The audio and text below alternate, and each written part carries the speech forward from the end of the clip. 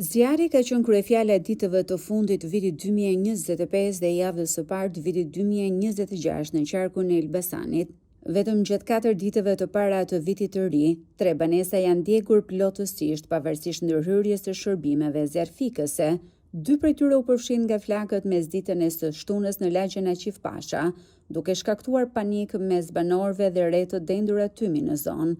Ndërkohë vetëm një ditë më parë, një shtëpi një katëshe u shkrumbua totalisht në fshatin Mures të Elbasanit.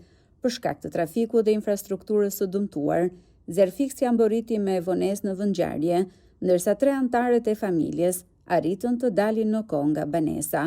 Brenda pak minutash ata humbën gjithçka. Autoritetet po hetojnë shkaqet, ndërsa paraprakisht dyshohet se zjarri është shkaktuar nga një shkëndijë elektrike. Situata u përkeqësua edhe gjatë ndërrimit të viteve.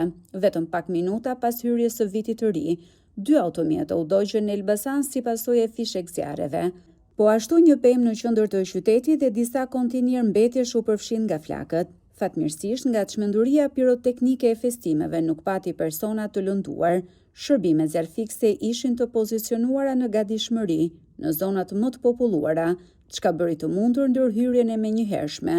Ndërkohë në Librazh, për shkak të mbingarkesës, një kabinë elektrike u përfshi nga flakët, duke lënë qytetin për disa minuta pa energji elektrike. Një tjetër automjet u përfshi nga zjarri më 3 janar në aksin Elbasan-Tiranë pranë tunelit. Edhe në këtë rast fatmirësisht nuk u shënuan viktima, por bilanci më i rënd u shënua më 30 dhjetor pranë stadiumit Elbasan Arena, ku një person humbi jetën.